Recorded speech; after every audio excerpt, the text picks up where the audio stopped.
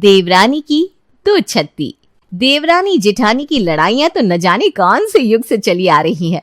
शादी को चाहे 2 दिन हुए हो या साल, ये लड़ाई तो बरकरार रहती है और बढ़ती उम्र के साथ साथ और मसालेदार होती जाती है। ठीक उसी शराब की तरह जो जितनी पुरानी हो उतनी ही नशीली हो जाती है। शराब से याद आया, इसी बात पर निर्मला निवास की बहुएं रसोई में काम करती हुई बातें कर रही थी। मेरे करण को तो किसी चीज की गंदी आदत नहीं थी, ना बेफिजूल घूमना फिरना, ना कोई लड़की का चक्कर, बस पढ़ना और थोड़ा बहुत खेलना। अब बच्चा है तो खेलेगा ही, पर लगता है तुम्हारा बेटा मेरे करण के बोर्ड्स खराब करके ही मानेगा। शायद बेफिजूल बड़बड़ाने में आप ये भूल गई हैं भाभी कि आपका बेटा मेरे बेटे से बड़ा है। प्रेम छोटा होकर आपकी बेटी को कैसे बिगाड़ सकता है, जरा मुंह फाड़ने से पहले सोचा तो कीजिए। मैं मुंह फाड़ती हूँ कि तू मुंह फाड़ती है? और इसी मुंह से निकल गई बाबूजी को नागिन। आज मरे हैं क्या बाबूजी? उनको तो मरे 10 साल हो गए।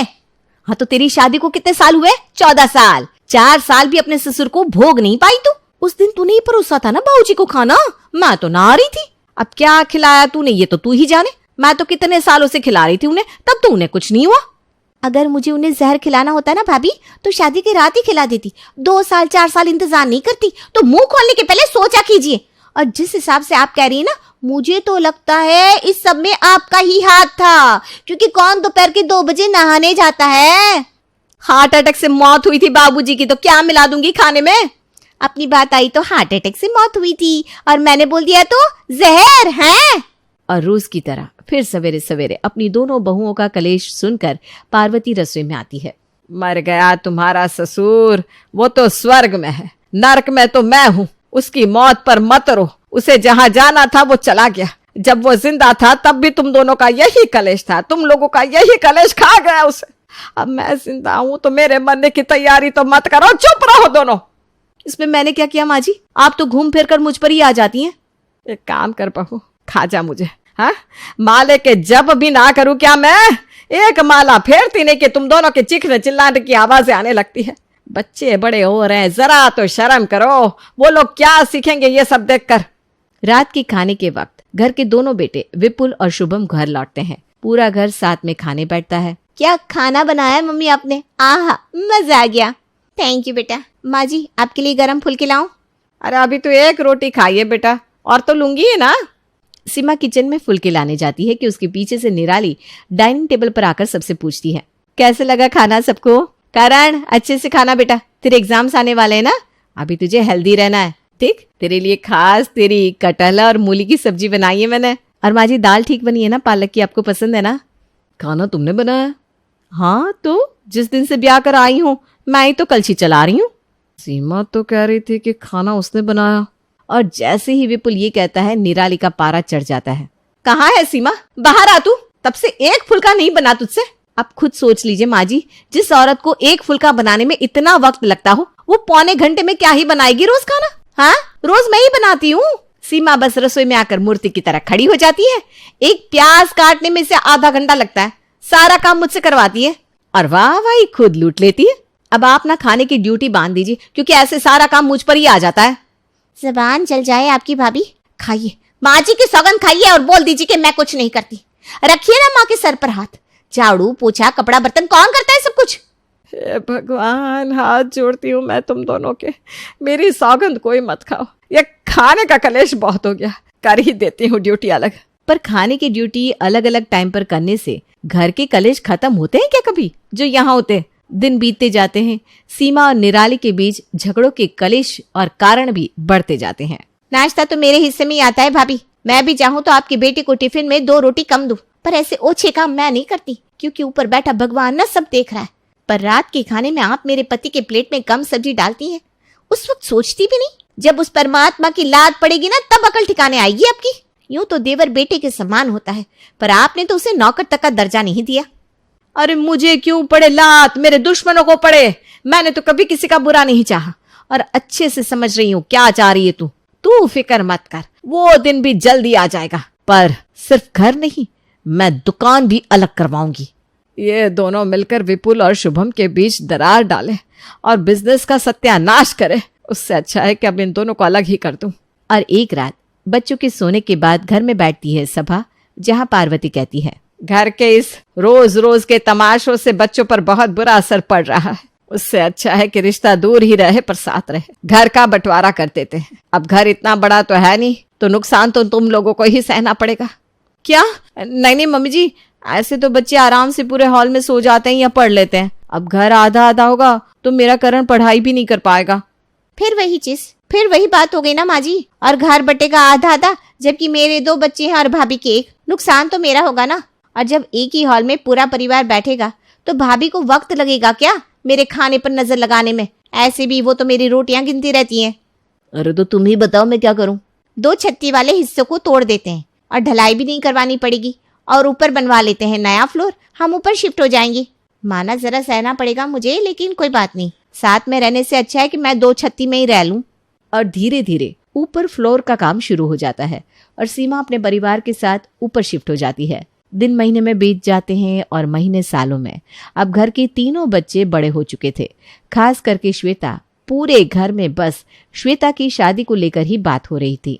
पर श्वेता की लाइफ में तो कोई और ही था। रोज की तरह छिपकर श्वेता वैभव के बाइक से उतरकर अपने घर पर आती है, जहां उसकी बड़ी माँ उसे देख लेती है। वो बड़ी माँ, कोई बात नहीं बेटा, ये तो उम्र है इन चीजों की। वैसे भी अब तो कोई बच्ची नहीं रह गई। मैं जब कंवारी थी ना, ये छोटे छोटे निक्कर पहनकर लड़कों के पीछे डंडे लेकर दौड़ती थी।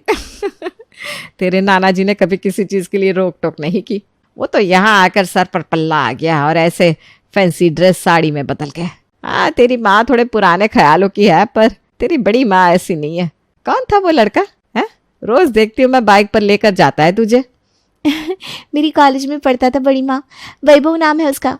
आप प्लीज मम्मी से इस बारे में कुछ मत कहिएगा, वरना वो बेकार में बिगड़ जाएंगी। अरे तेरी माँ तो हर बात पर बिगड़ती है, तो आदमी बोलना छोड़ दे क्या बेटा?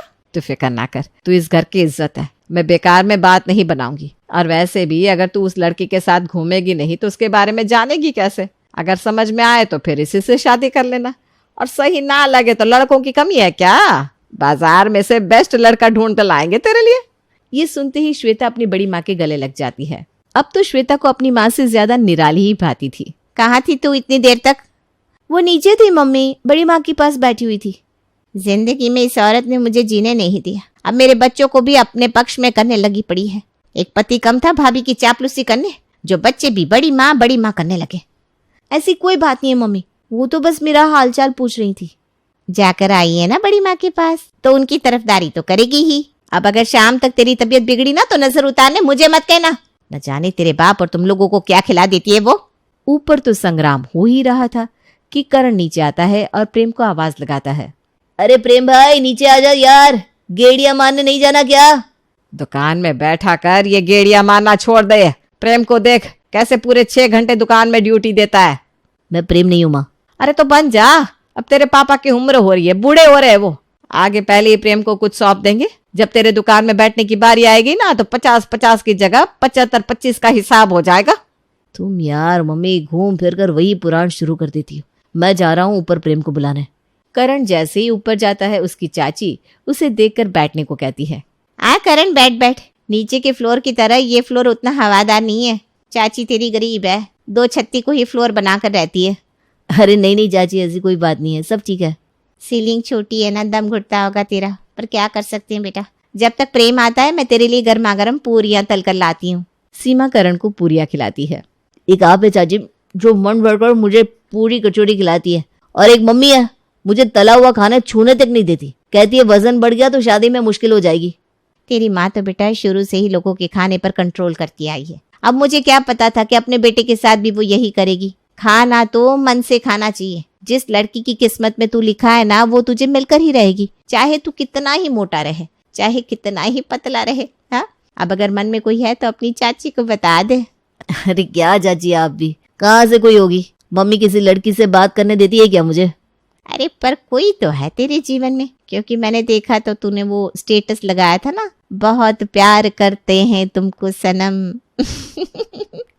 कोई है तो बता दे, मुझे कोर्ट मैरिज करवा दूंगी तेरे। खड़े होकर तेरे चाचा और मैं विटनेस बन जाएंगे। एक शाम श्वेता अपनी बड़ी माँ के साथ बैठी हुई थी और हमेशा की तरह घर की जेठानी अपने काम में लगी हुई थी।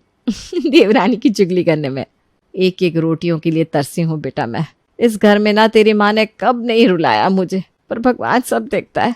तू ही बता, बचपन में कभी ऐसा हुआ है कि मैं अपने करण के लिए टिफिन बॉक्स लेकर आई और तेरे और प्रेम के लिए ना लाई हूँ? मैंने तो सब बच्चों को बराबर देखा, पर तेरी माँ को घर की एकता भाई ही नहीं। ऊपर पूरा फ्लोर बना कर रहती है, फिर भी सबको पकड़ पकड़ कर कहती है 2 छत्ती में रहती हूँ, 2 छत्ती में रहती हूँ। ऐसी होती है क्या 2 छत्ती सोफे सेट के साथ है? पर मुझे क्या, मैं तो चाहती हूँ वो खुश रहे। तू ब्याह कर अच्छे घर में चली जाए बस। निराली श्वेता से सीमा की चुगली कर रही थी कि तभी सीढ़ियों से उतरकर सीमा बाहर जाने के लिए आती है और अपनी बेटी को अपनी जेठानी के साथ बैठा देख लेती है। एक ही तो बेटी है मेरी, उसे भी खाकर मानेगी क्या आप भाभी? अलग तो हो गई मैं, अब तो छोड़ दीजिए मेरी बच्ची को। बस मम्मी, कितना बोलोगी आप? नहीं नहीं श्वेता बेटा, अपनी माँ से ऐसे बात नहीं करते, गलत बात। गुस्से में सीमा श्वेता के पास जाती है और उसे थप्पड़ मार देती है और बस घर में मच जाता है बवाल। सभी भागते हुए वहां आते हैं। 85 साल की हो गई हूँ मैं, इस उम्र में भी तुम लोगों का कलेश शांत करती रहूं क्या मैं? और ये क्या सीमा, अपनी जेठानी का गुस्सा अपनी बेटी पर क्यों निकाल रही हो? कितने दिनों की मेहमान है वो बेचारी, ब्याह कर चली जाएगी कल को अपने घर। हाँ दादी माँ, मैं खुद नहीं रहना चाहती इस घर में, मैं जा रही हूँ वैभव के पास। वैभव? कौन है वैभव? शांत रहो शुभम, इतनी तेजी में आने की कोई जरूरत नहीं है। वैभव दोस्त है उसका, मैं मिल चुकी हूँ लड़के से, अच्छा लड़का है। उसके परिवार वालों से बात करते हैं और विदा करते हैं लड़की को। अब जेठानी की हामी हो तो सीमा कैसे खुश हो सकती थी? सीमा तो पूरी तरह इस शादी के लिए मना कर देती है, पर यहाँ करण और प्रेम उसे मनाने में लगे हुए थे, तो वहां श्वेता ने खाना खाना छोड़ दिया था और परेशान होकर सभी वैभव के घर श्वेता का रिश्ता लेकर पहुंच जाते हैं। वैभव तो शादी के लिए तैयार ही था, तो रिश्ता फौरन पक्का हो जाता है और पहली बार देवरानी जेठानी मिलकर श्वेता की शादी की तैयारियां करने लगती है। आज पहली बार इतने सालों के बाद इन दोनों को मिलकर किसी एक काम के लिए लगे हुए देख रही हूँ। हे भगवान, ऐसे ही घर में शांति बनी रहे और ये दोनों मिलकर मेरे दोनों पोतों की शादी निकाल दे तो मैं कल ही स्वर्ग सितार जाऊं। अभी कैसे दादी, अभी तो मेरी गर्लफ्रेंड से भी मिलना है आपको, और फिर प्रेम का भी तो नंबर है। दोनों की शादी में आप मैंडेटरी हो। इन देवरानी जेठानी के प्यार पर हमें भरोसा नहीं है। फेरे पूरे हो जाते हैं और श्वेता विदा हो जाती है। अपनी श्वेता को जाता देख सीमा फूट फूट कर रोने लगती है, जहां उसे निराली संभालती है। खुश रहेगी तेरी बेटी, अपने मनपसंद के लड़के से शादी की है ना, और वैभव बहुत अच्छा लड़का है सच में। मुझे माफ कर दीजिए भाभी, छोटी हूँ आपसे पर कम जबान नहीं लड़ाई मैंने, पर आपने तो मेरी बेटी की शादी में मेरी मदद की, मुझे माफ कर दीजिए। माफी तो मुझे मांगनी चाहिए, तू तो छोटी है, बचपना तो होगा ही तुझमें, पर मुझ में तो बड़प्पन होना चाहिए था। पर मैं भी बच्चों की तरह लड़ती रही। अब सब कुछ भूल जाते हैं और फिर से एक हो जाते हैं। इतने सालों के बाद अपनी दोनों बहुओं को एक होता देख पार्वती की आंखों में आंसू आ जाते हैं और वो अपनी दोनों बहुओं को आशीर्वाद देकर उन्हें गले लगा लेती है। अब मैं खुशी खुशी मर पाऊंगी, वरना हमेशा मेरे मन में यही खटकता रहता है कि मेरा परिवार बढ़ चुका है, प्राण भी नहीं निकलते मेरे। ऐसे कैसे माँ जी, अभी तो आपकी करण की पसंद की हुई लड़की से भी तो मिलना है। शुभम, साथ में तू प्रेम के लिए भी लड़की ढूंढना शुरू कर दे। दोनों भाइयों की साथ में ही शादी करवा देंगे। यहाँ बेटी विदा हुई है, वहाँ 2 बहुएं साथ में आ जाएंगी। तो तुम्हारी 2 छत्ती मम्मी? आग लगी 2 छत्ती को, मैं तो वापस नीचे आऊंगी अपनी जेठानी के पास। ऊपर तो मेरा मन ही नहीं लगता था। क्या बताऊं भाभी, कितना कुछ है मेरे पेट में आपको बताने के लिए। अरे तेरी बहन की वो बेटी जो भाग गई थी, उसका क्या हुआ? और सब कुछ भूलकर देवरानी जेठानी अपनी बातों में लग जाती है। सीमा वापस से नीचे शिफ्ट हो जाती है। एक ही फ्लोर, एक ही रसोई, सब कुछ पहले की तरह, सब कुछ अच्छा चलता है। और 8 महीने बाद दोनों लड़कों की एक साथ शादी भी हो जाती है और दुल्हन बनकर प्रिया और नेहा अपने ससुराल आ जाती है। दरवाजे पर, पीछे हट जाओ नेहा, इस घर की बड़ी बहू मैं हूँ, तो गृह प्रवेश पहले मेरा होगा। बिल्कुल सही कहा था मेरी माँ ने। लव मैरिज करके आएगी तो सर पर बैठकर तांडव करने की कोशिश करेंगी ही। मुझे लगा ये पुरानी बात है, पर देखो दरवाजे पर भी आपने अपनी औकात दिखा दी। अरे बेटा, ये क्या बात कर रही हो तुम लोग? साथ में दोनों का गृह प्रवेश करवा देते हैं। बिल्कुल सही कहा सीमा तुमने। किसी तरह रात तो गुजर जाती है, पर अगली सुबह जैसे ही घर की नई देवरानी जेठानी रसोई के अंदर जाती है, अंदर से बर्तन फेंकने की आवाजें आनी शुरू हो जाती है। हे भगवान, मेरी बहुएं एक हुई तो मेरे पोते की बीवियां अलग हो गई। लगता है ऊपर की 2 छत्ती का दरवाजा फिर से खोलना पड़ेगा। मैंने तो पहले ही कहा था, देवरानी जेठानी के बीच की लड़ाई न जाने कितने सालों से चलती आ रही है और आगे भी ऐसे ही चलती रहेंगी।